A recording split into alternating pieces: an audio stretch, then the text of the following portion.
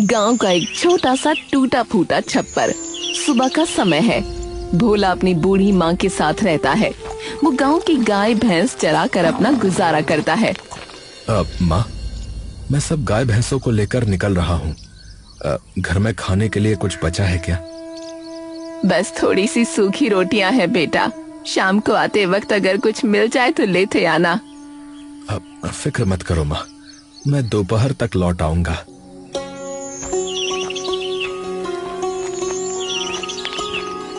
अरे भोला, अरे जल्दी चल भाई। अरे मेरी भैंसें बाहर खड़ी तुम्हारा इंतजार कर रही हैं। अरे बस चाचा, अभी आया। अच्छा ठीक है माँ, अपना ध्यान रखना। अच्छा।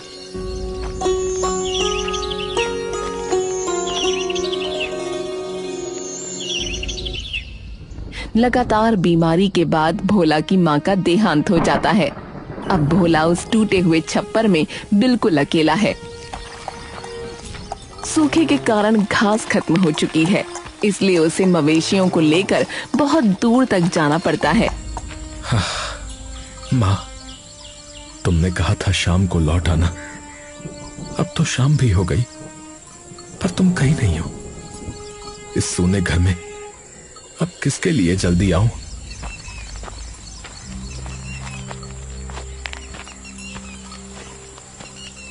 अरे भोला, अरे तू अभी तक यहीं बैठा है? देख, धूप कितनी तेज है। उस शमशान की तरफ घास थोड़ी आ रही है। क्या वहां चलेगा?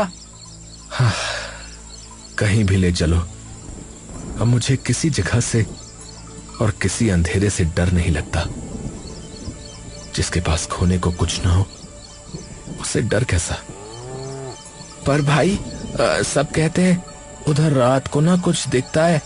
लोग तो शाम को उधर जाने से भी कांपते हैं। कांपने वाले घर में होंगे। मेरी गाय भूखी है, मैं उन्हें लेकर वहीं जाऊंगा। सूरज ढल चुका है और चारों ओर धुंधलका छा गया है। गांव के लोग शमशान की ओर जाने से कतराते हैं, क्योंकि वहां रात के समय एक अजीब सी रोशनी चमकती है। लेकिन भोला बिना किसी हिचकिचाहट के अपनी गायों को लेकर उसी रास्ते पर चल पड़ता है। अरे ओ भोला, अरे रुक जा भाई। अरे देख, अंधेरा हो गया है, अब उस तरफ मत जा। अब क्या हुआ काका? रास्ता तो यहीं से जाता है। तू पगला गया है का? है? अरे तुझे पता नहीं है उस शमशान में रात को क्या होता है? नहीं पता है? वहाँ एक रहस्यमयी रोशनी चमकती है। जो भी उधर गया वो फिर कभी चैन से नहीं सो पाया, बता रहे हैं। हाँ, काका, ये सब मन का वहम है। अगर वहाँ रोशनी है तो अच्छी ही बात है ना, कम से कम रास्ता तो दिखेगा। अरे तू अपनी माँ की कसम भूल गया क्या? है? भूल गया क्या? उन्होंने तुझे वहाँ जाने से मना किया था ना? बोल, मना किया था कि नहीं? अरे काका, अब माँ नहीं रही तो वो कसम भी उन्हीं के साथ चली गई ना। जब देखो बात करते रहते हो। मेरी गाय भूखी है और वहां घास अच्छी है, तो मुझे अब किसी भूत प्रेत से डर नहीं लगता। तो मैं जा रहा हूँ, समझे? भोला अपनी गायों को हाँकते हुए अंधेरे शमशान की ओर बढ़ता है। भोला को वो पुराना दिन याद आता है जब उसकी माँ जीवित थी। घर के आंगन में बैठकर माँ उसे शमशान की उन डरावनी कहानियों से आगाह करती रही। पुराने समय में लोग कसम को अपनी जान से बढ़कर मानते थे। माँ, सब कहते हैं कि रात के समय शमशान में एक रोशनी चमकती है। वो क्या है माँ? क्या मैं उसे देखने जा सकता हूँ? नहीं बेटा, उधर भूल कर भी कदम मत रखना। वो रोशनी कोई अच्छी चीज नहीं है। पर माँ, सब सिर्फ डराते हैं। असलियत क्या है कोई नहीं बताता।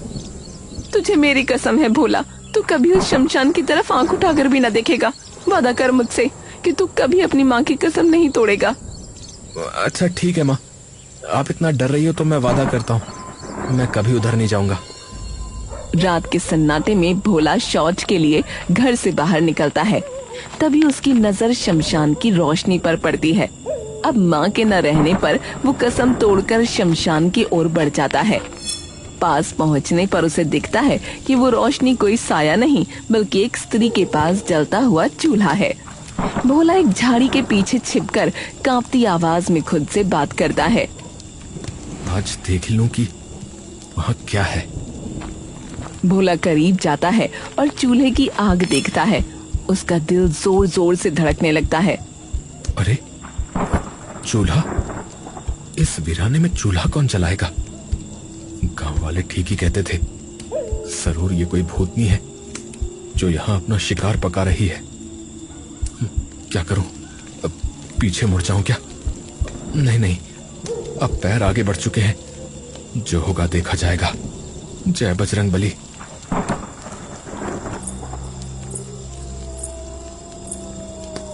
चूल्हे के पास बैठी युवती कोई भूतनी नहीं बल्कि एक अप्सरा जैसी सुंदर स्त्री है, जिसे शांति से खाना पकाते देख भोला दंग रह जाता है। अरे इतनी सुंदर औरत यहाँ इस उजाड़ शमशान में क्या कर रही है? क्या ये सचमुच में इंसान है? तभी युवती अचानक सिर उठाकर सीधे भोला की आंखों में देखती है। उसकी आवाज में एक अजीब सा आकर्षण है। क्या तुम रोटी खाओगे? हाँ।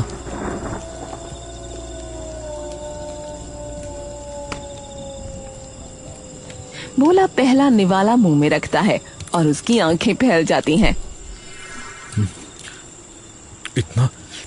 इतना स्वादिष्ट भोजन माँ के जाने के बाद तो बस सूखी रोटियां ही नसीब हुई थी।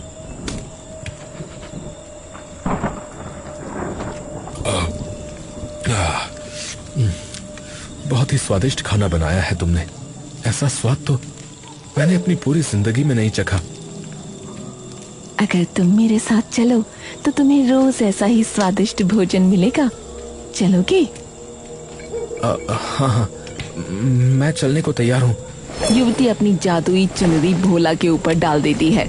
स्पर्श होते ही भोला की आंखों के आगे अंधेरा छा जाता है। जब उसकी आंखें खुलती हैं तो वो खुद को शमशान में नहीं बल्कि एक आलीशान महल के कमरे में पाता है। चारों ओर कीमती रेशम, सोने चांदी के बर्तन और खुशबूदार फूलों की महक है। अरे ये मैं कहाँ आ गया? क्या मैं कोई सपना देख रहा हूँ? अभी तो मैं शमशान में था ना, और अचानक से ये राजमहल।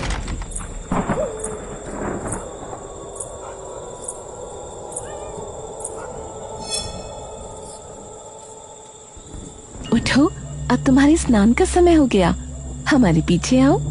भोला कुछ बोलने के लिए मुंह खोलता है, पर युवती होठों पर उंगली रखकर उसे चुप रहने का इशारा करती है। अरे ये सब क्या हो रहा है? ये लड़की कौन है और मुझे यहाँ क्यों लाई है?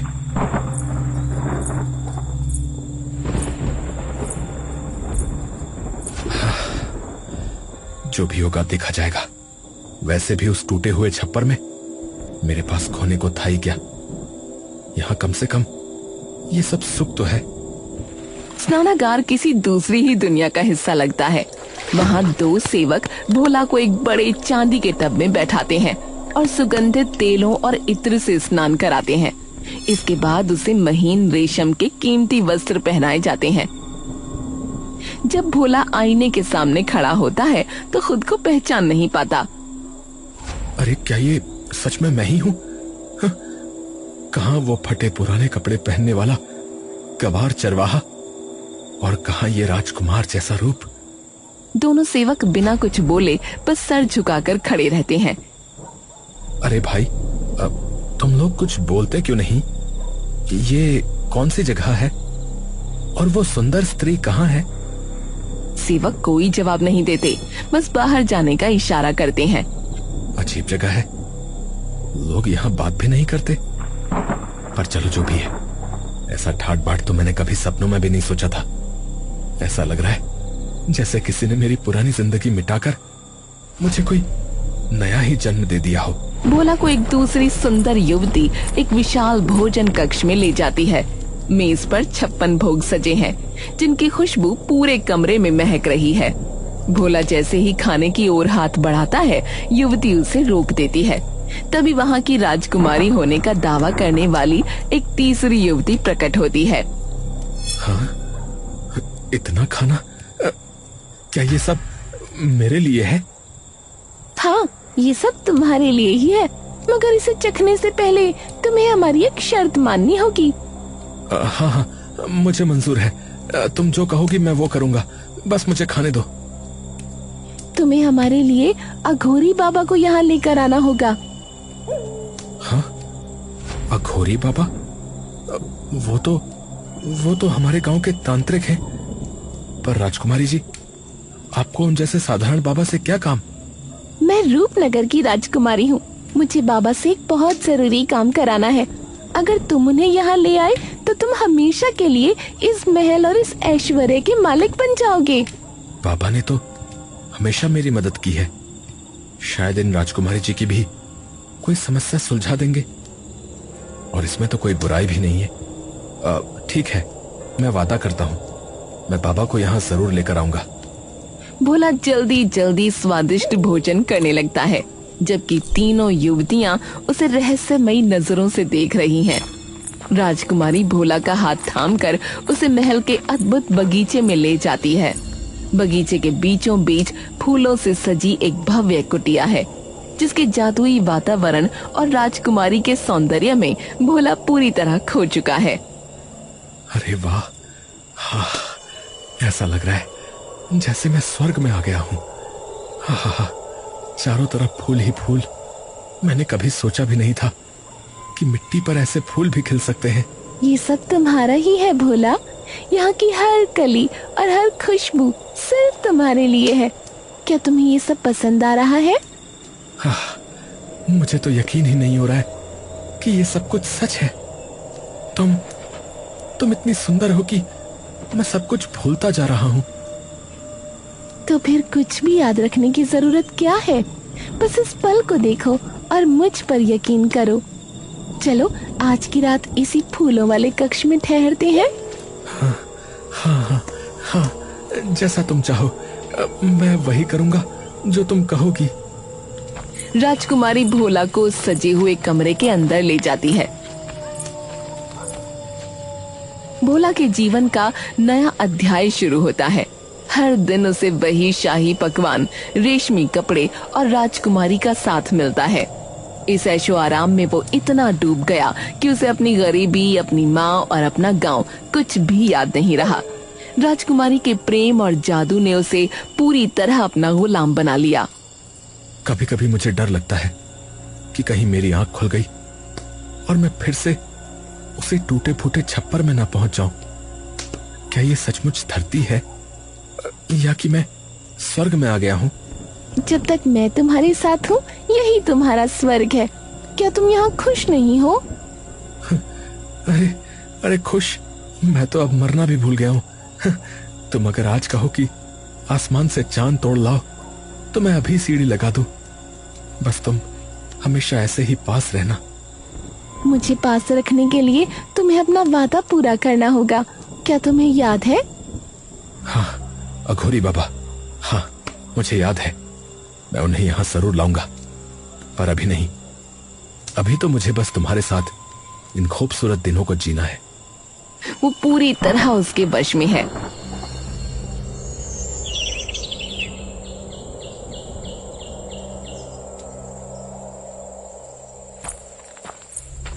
राजकुमारी भोला को महल के एक छिपे हुए गुप्त दरवाजे के पास ले जाती है। महल की चकाचौंध के बीच ये दरवाजा काफी रहस्यमय लग रहा था। भोला, अब वक्त आ गया है, तुम्हें वापस अपने गांव जाना होगा। हाँ, गांव? पर क्यों? क्या मुझसे कोई भूल हो गई? मैं आपको छोड़कर कहीं नहीं जाना चाहता। डरो मत, ये बिछड़ना थोड़े समय के लिए है। जाओ और अघोरी बाबा को लेकर आओ। याद रखना, जैसे ही तुम बाबा के साथ गांव की सीमा से बाहर निकलोगे, तुम्हें जोर से 3 बार ताली बजानी होगी। 3 ताली? हाँ, तुम्हारी तालियों की आवाज सुनते ही मैं तुरंत वहाँ पहुँच जाऊंगी और तुम्हें वापस इस महल में ले आऊंगी। क्या तुम ये कर पाओगे? हाँ, मैं बाबा को लेकर जरूर आऊंगा। आपके बिना अब मेरा मन कहीं नहीं लगेगा। राजकुमारी मुस्कुराती है और अपनी वही जादुई चुनरी अचानक भोला के ऊपर डाल देती है। चुनरी के स्पर्श होते ही भोला की आंखें भारी होने लगती हैं और वो बेहोश होकर नीचे गिर पड़ता है। भोला की आंखें खुलती हैं तो वो खुद को गांव की नदी के किनारे एक पुराने बरगद के पेड़ के नीचे पाता है। राजसी सुख गायब है और वो फिर से उन्हीं फटे पुराने कपड़ों में है। हाँ, फिर वही फटे हुए कपड़े, वो महल, वो बिस्तर। हाँ, क्या सब सपना था? नहीं, राजकुमारी ने कहा था कि ये सब सच है। मुझे बस जल्दी से बाबा को ढूंढना होगा।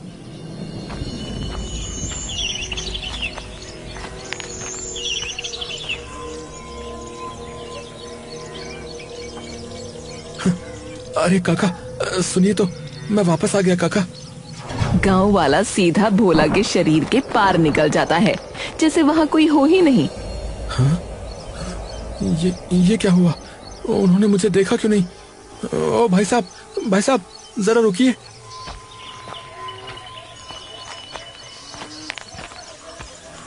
भोला एक और व्यक्ति के सामने खड़ा होता है, पर वो व्यक्ति भोला को छुए बिना उसके आर पार निकल जाता है।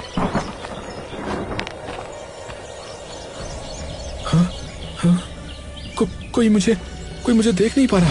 हाँ? कोई मेरी आवाज नहीं सुन रहा। मैं तो हवा की तरह हो गया हूँ। ये जरूर उस जादुई चुनरी का असर है। जो भी हो, ये अच्छा ही है। अब मैं बिना किसी रोक टोक के अघोरी बाबा के पास पहुँच सकता हूँ। आखिरकार वो अघोरी बाबा की कुटिया की ओर चल पड़ा। अघोरी बाबा की पत्नी, एक सुंदर और गंभीर महिला ने दरवाजा खोला। उसने भोला को देखते ही पहचान लिया और बोली, अरे भोला, तुम इतने दिनों से कहाँ गायब थे बेटा? पूरा गांव तुम्हें ढूंढ रहा था। शुक्र है, कम से कम इन्होंने तो मुझे देखा, वरना मुझे लगा था कि मैं हमेशा के लिए अदृश्य हो गया हूँ। प्रणाम चाची, बस कुछ काम से बाहर गया था। बाबा कहाँ हैं? मुझे उनसे कुछ जरूरी काम है, बहुत जरूरी। बाबा तो सुबह किसी यजमान के घर पूजा के लिए गए हैं, शाम तक लौटेंगे। तुम अंदर आकर बैठो, मैं तुम्हारे लिए पानी लाती हूँ। नहीं चाची, मैं बस यहीं बाहर इंतजार कर लेता हूँ। मेरा ना बाबा से मिलना बहुत जरूरी है। भोला कुटिया के बाहर बाबा का इंतजार कर रहा था। शाम को बाबा लौटे तो भोला को देखते ही वो भाप गए कि वो माया जाल में फंसा है। बाबा उसे कुटिया के पीछे ले गए और मंत्रों की शक्ति से एक गुप्त द्वार प्रकट किया, जो अंदर से विशाल खंडहर महल जैसा था। तो जिस दुनिया से लौट कर आया है, उसका साया अभी भी तेरे ऊपर है। चुपचाप मेरे पीछे आ। बाबा, आप मुझे कहाँ ले जा रहे हैं? मुझे तो आपको अपने साथ ले चलना है। चुप कर मूर्ख, पहले अपने जीवन की चिंता कर। हाँ? अंदर इतना बड़ा खंडहर महल। बाबा तो बहुत शक्तिशाली निकले। बाबा एक बड़ा पत्थर हटाते हैं, जिसके नीचे एक अंधेरी सुरंग नजर आती है। जा, भीतर उतर। इसी सुरंग के अंत में तुझे तेरे प्रश्नों का उत्तर मिलेगा। डर मत, मैं तेरे पीछे ही हूं। सुरंग के अंत में एक गुप्त स्थान पर अघोरी बाबा ध्यान मुद्रा में बैठ जाते हैं। भोला के चेहरे पर खौफ साफ दिख रहा है। बाबा उसे उसकी बड़ी गलती का एहसास कराते हैं और उस मायावी दुनिया का खौफनाक सच उजागर करते हैं। तू कहां जाकर फंस गया है? मैंने और तेरी माता ने तुझे कितनी बार समझाया था कि उस शमशान की तरफ मत जाना, परंतु नहीं, तू गया। बाबा जी, मुझसे बहुत बड़ी भूल हो गई। शमशान की वो रोशनी, वो खाना और वो महल, मैं सच में सबको सच मान बैठा। बाबा जी, गांव में मुझे कोई देख भी नहीं पा रहा है। मुझे इस जाल से बचा लीजिए बाबा जी, अब मुझे डर लगने लगा है। भोला, तूने उसके साथ संबंध बनाकर अपनी मृत्यु को न्योता दिया है। तू अब तक जीवित है, यही चमत्कार है।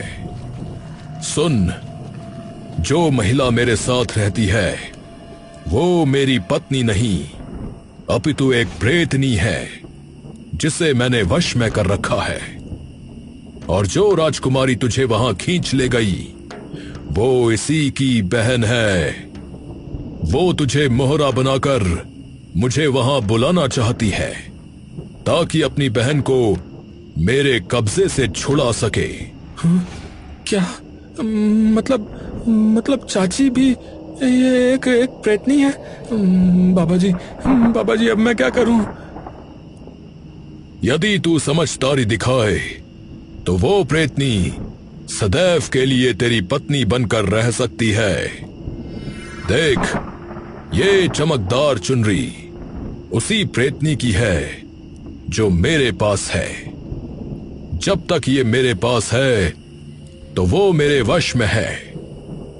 तुझे भी उस राजकुमारी की चुनरी को अपने कब्जे में लेना होगा। जी बाबा जी, मैं तैयार हूं। पर आप मेरे साथ नहीं चलेंगे क्या? नहीं बच्चा, अगर मैं साथ चला तो उसे शक हो जाएगा। मैं तुझे एक जादुई गोली देता हूं। जैसे ही तू उसकी चुनरी छीनेगा, इस गोली को मुंह में डाल लेना। मैं तुझे खींच लूंगा। याद रख, मेरी विद्या वहां मात्र 3 घंटे तक ही कार्य करेगी। लेकिन बाबा, अगर उसने पूछा कि आप साथ क्यों नहीं आए तो मैं क्या कहूंगा? तू उसे कह देना कि तूने मुझे बांधकर एक गुप्त स्थान पर छिपा दिया है। बस तेरा निशाना उसकी चुनरी होनी चाहिए। इतना कहते ही अघोरी बाबा अचानक भोला के गाल पर एक जोरदार थप्पड़ जड़ते हैं। भोला को जोर का झटका लगता है और वो बेहोश होकर जमीन पर गिर पड़ता है। होश आने पर भोला खुद को फिर से डरावने शमशान में पाता है। बाबा के कहे अनुसार वो 3 बार ताली बजाता है और पलक झपकते ही वापस आलीशान राजमहल पहुंच जाता है। सामने वही प्रेतनी खड़ी है, पर इस बार उसके चेहरे पर प्यार के बजाय गुस्सा और बेचैनी है। कहाँ है अघोरी बाबा? मैंने उन्हें लाने को कहा था। राजकुमारी जी, वो बाबा बहुत जिद्दी हैं। वो यहाँ आने को तैयार ही नहीं थे। तो तुम उन्हें छोड़ आए? तुम्हें पता है इसका अंजाम क्या होगा? शांत हो जाइए। देखिए, मैंने उन्हें बांधकर एक ऐसे गुप्त स्थान पर छुपा दिया है जहाँ से वो भाग नहीं सकते। मैंने सोचा कि उन्हें जबरदस्ती यहाँ लाना ठीक नहीं होगा। पहले आपको बता दूं। तुम सच कह रहे हो? अगर तुमने मुझसे छल किया तो मैं तुम्हारी जान ले लूंगी। मैं आपसे छल क्यों करूंगा? मेरा तो इस दुनिया में आपके सिवा कोई है ही नहीं। प्रेतनी की आंखों में संदेह अभी भी है, पर वो भोला की बातों पर विश्वास करने का नाटक करती है। भोला को वही 2 सेवक फिर से स्नान कराकर राजकुमारी के कक्ष में ले आते हैं, पर इस बार भोला के मन में प्रेम के बजाय बाबा की चेतावनी और अपना लक्ष्य है। जैसे ही राजकुमारी गहरी नींद में थी, भोला अपने मिशन को अंजाम देता है। आज मेरा जीवन बदल जाएगा। या तो मैं हमेशा के लिए इसका मालिक बन जाऊंगा, या फिर मौत मेरे सामने खड़ी होगी।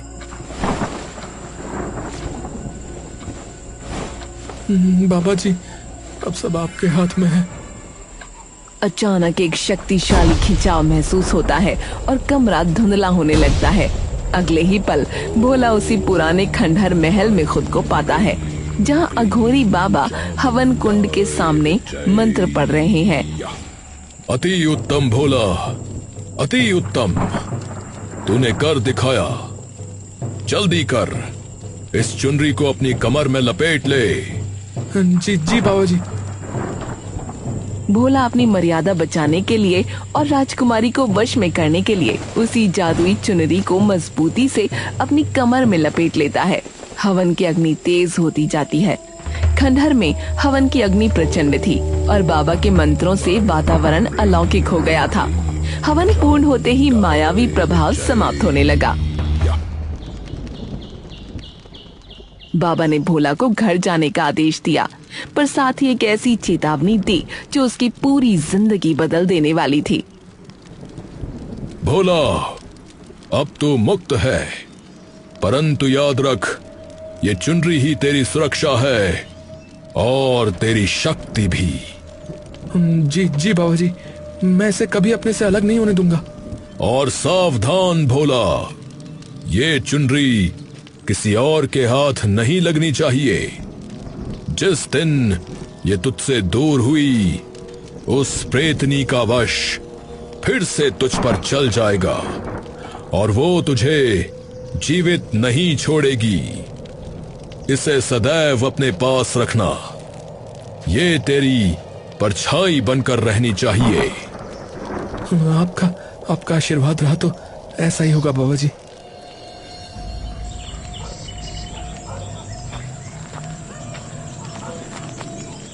भोला गांव की पगडंडियों पर लौटता है और उसके मन में एक अजीब उलझन है। एक अदृश्य यात्रा से लौटा वो साधारण चरवाहा अब अपने जीवन के उस अध्याय में था जहां डर और वैभव के बीच की लकीर बहुत धुंधली थी।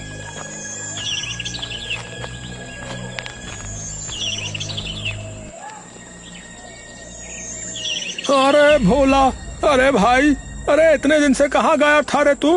है?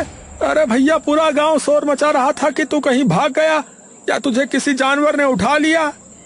हाँ, कलवा मुझे देख पा रहा है। इसका मतलब मैं अब अदृश्य नहीं हूँ। बाबा का जादू काम कर गया। हाँ। अरे भैया, ये क्या है भाई? और ये औरतों वाली चमकदार चुनरी तूने अपनी कमर में क्यों लपेट रखी है? ए भैया, कोई नया फैशन चला है क्या? अरे नहीं यार, वो कुछ जरूरी काम से दूसरे गांव गया था। वहाँ एक यजमान ने प्रसन्न होकर ये चुनरी भेंट दी थी। बस ऐसे ही बांध ली। बड़ी अजीब भेंट है। चल खैर, तू वापस आ गया, ये बड़ी बात है। चल तुझे गांव की ताजा खबरें सुनाता हूँ भैया। गांव में कदम रखते ही हर कोई भोला को घेर लेता है। हर किसी की जुबान पर एक ही सवाल है, भोला कहाँ था? भोला सबको वही रटी रटाई झूठी कहानी सुनाता है। अंत में वो अपने उसी पुराने टूटे फूटे छप्पर के पास पहुंचता है। हाँ, अपनी मिट्टी, अपना घर, उस सोने चांदी के महल से कहीं बेहतर है मेरा ये झोपड़ा।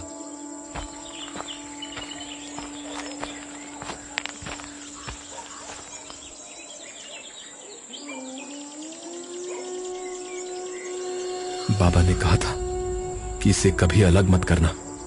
अब ये मेरी आत्मा का हिस्सा है। भोला अपनी पुरानी चरमराहट वाली चारपाई पर गिर पड़ता है। जादुई दुनिया की थकान और मानसिक उलझन उसे गहरी नींद की आगोश में ले जाती है। भोला गहरी नींद में था, तभी उसके कानों में चूड़ियों की मधुर खनखनाहट सुनाई दी। यह आवाज उसके टूटे हुए छप्पर में संगीत की तरह गूंज रही थी। भोला की आंखें खुली और उसने जो देखा उस पर उसे विश्वास नहीं हुआ। वो रहस्यमयी राजकुमारी अब एक साधारण गृहिणी की तरह उसके चूल्हे पर रोटियां सेक रही थी। हाँ, तुम यहाँ मेरे इस टूटे हुए घर में? हाँ, मैं ही हूँ। उठ गए तुम? ताजा रोटी तैयार है, अब जल्दी से हाथ मुंह धो लो। बाबा जी ने सच ही कहा था, इस चुनरी के मेरे पास रहते ही ये मेरे वश में हो गई। अब इसे शमशान में चूल्हा जलाने की जरूरत नहीं। अब ये मेरा घर रोशन करेगी। मुझे लगा था कि वो सब एक पूरा सपना था, पर तुम्हें यहाँ देखकर कलेजे को ठंडक मिली है। अब कोई सपना नहीं, अब यही तुम्हारी हकीकत है। जब तक तुम चाहोगे मैं यहीं रहूंगी।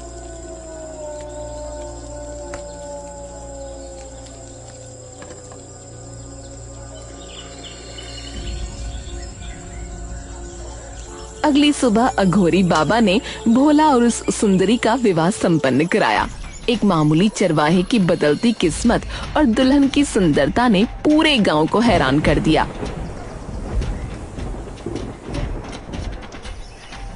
अरे भैया, अरे ये भोला तो बड़ा भाग्यशाली निकला भाई।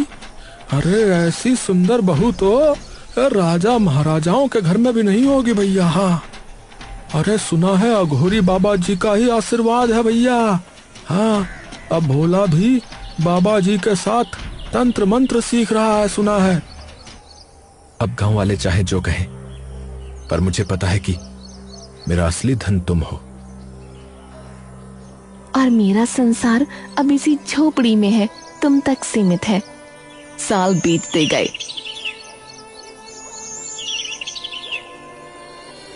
भोला अब केवल एक चरवाहा नहीं बल्कि अघोरी बाबा की छत्र छाया में एक कुशल तांत्रिक बन गया। वो गांव वालों के दुख दर्द दूर करता और उनकी समस्याओं का समाधान करता। लेकिन गांव की महिलाओं के बीच एक चर्चा हमेशा बनी रहती, सुरभि का रूप। तुमने गौर किया, हम सबकी खाल लटक गई है, बाल सफेद हो गए हैं, पर सुरभि वो आज भी वैसी ही दिखती है जैसी 10 साल पहले आई थी। सच कहा, एक भी झुर्री नहीं उसके चेहरे पर। ये जरूर भोला और अघोरी बाबा की विद्या का कोई करिश्मा है। भोला और सुरभि के घर 2 किलकारियां गूंजी। बड़े पुत्र का नाम राम, छोटे का श्याम रखा गया। दोनों बच्चे पूरी तरह स्वस्थ और सामान्य थे, जिन्हें देखकर कोई नहीं कह सकता था कि उनकी माँ इस दुनिया की नहीं है। भोला का घर अब खुशियों से भरा हुआ था। सुरभि, आज मेरा जीवन सफल हो गया। जिस फटे छप्पर में मैं अकेला रोता था, आज वहां मेरे बेटे खेल रहे हैं। ये सब उस विश्वास की ताकत है भोला, जो तुमने मुझ पर किया। और ये बाबा जी की दी हुई सुरक्षा, जिसने हम सबको एक सूत्र में बांधे रखा है। मेहनत और बाबा के आशीर्वाद से भोला अब संपन्न किसान बन चुका था। गांव वालों ने उसे बैलगाड़ी भेंट की। पिताजी, इस बार फसल इतनी अच्छी हुई है कि शहर की मंडी में हमारा ही नाम होगा। ये सब तुम्हारी माँ के भाग्य और बाबा जी के आशीर्वाद का फल है बेटा। जाओ, अब अपने घर की संभाल करो। तुम्हारी पत्नियां इंतजार कर रही होंगी। भोला का घर अब बहुओं और बच्चों से भरा पूरा संयुक्त परिवार बन चुका था, मगर घर के भीतर एक अजीब सा कौतूहल था। दोनों बहुएं अपनी सास सुरभि के सदाबहार रूप को देखकर अक्सर अचरज में पड़ जाती थीं। रसोई में दोनों बहुएं खाना बना रही हैं। तभी सुरभि वहां से गुजरती है। उसका रूप आज भी 18 साल की युवती जैसा चमक रहा था। छोटी, तूने गौर किया, सासू माँ की उम्र बढ़ती ही नहीं। उनके चेहरे की चमक देख, और हमारे चेहरे ढलती उम्र की झाइयाँ साफ दिखने लगी हैं। सच कहा जीजी, गांव वाले कहते हैं हम उनकी बहुएं नहीं बड़ी बहनें लगती हैं। कभी कभी तो डर लगता है, ऐसा कैसे हो सकता है कि सासू माँ के पास कोई जादुई जड़ी बूटी है। चुप कर, अगर बाबूजी ने सुन लिया तो अनर्थ हो जाएगा। पर सच है कि सासू माँ इस उम्र में भी हमसे ज्यादा सुंदर और जवान दिखती हैं। बूढ़े हो चुके भोला के बाल सफेद थे और चेहरे पर झुर्रियां। फिर भी वो अपनी पत्नी और बहुओं के बीच के अंतर को बखूबी समझता था। वो अपनी कलाई पर बंधी पुरानी चुनरी को कभी खुद से अलग नहीं करता था। समय ने मुझे बदल दिया, मेरे बेटों को बड़ा कर दिया, पर सुरभि आज भी वैसी ही है जैसी शमशान की उस रात थी। बहुओं के मन में सवाल उठ रहे हैं, पर उन्हें यह कभी पता नहीं चलना चाहिए कि उनकी सास इस मिट्टी की नहीं।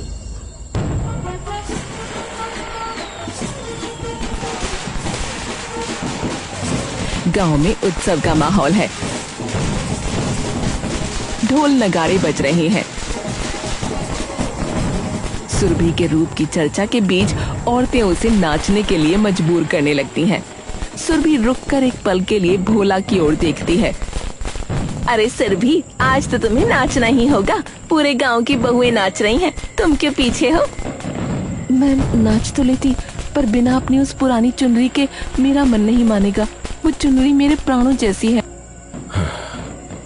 अब तो 40 साल बीत गए, बच्चे जवान हो गए, बहुएं आ गई, नाती पोते होने वाले हैं। अब वो मुझे और इस परिवार को छोड़कर कहाँ ही जाएगी। शायद बाबा जी का डर अब जरूरी नहीं।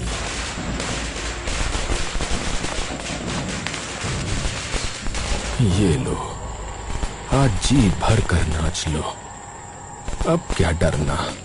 जैसे ही चुनरी सुरभि के कंधों पर गिरी, उसकी आंखों में एक अजीब सी चमक कौंध गई। वो धीरे धीरे हवा में ऊपर उठने लगी। सुरभि, सुरभि रुक जाओ, रुक जाओ, नीचे आओ, मुझे माफ कर दो। विदा भोला, तुमने वचन तोड़ दिया और मैंने अपनी आजादी पाली। अचानक एक तेज रोशनी होती है और सुरभि सबके सामने धुएं की तरह गायब हो जाती है। पूरे पंडाल में सन्नाटा छा जाता है। अफरा तफरी मच जाती है। लोग डर के मारे इधर उधर भागने लगते हैं। बहुएं रोने लगती हैं और बेटे स्तब्ध खड़े रह जाते हैं। अब सच सबके सामने था। अरे भैया, गजब हो गया भाई। अरे देखा भाई, हमने कहा था ना कि इसकी जवानी का कोई राज जरूर है भैया। ये तांत्रिक भोला जो है भूतनी को पाल रहा था, बताओ।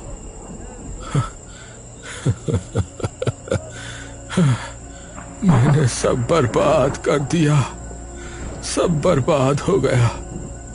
अपने सुख के लालच में मैंने उसे कैद रखा और एक पल की मूर्खता ने मेरा पूरा संसार छीन लिया। उस दिन के बाद भोला का घर भूतनी का कुबा कहलाने लगा। भोला अब अक्सर उसी टूटे छप्पर के बाहर बैठकर आसमान निहारता, शायद इस उम्मीद में कि वो जादुई रोशनी और चुनरी एक बार फिर लौट आएगी।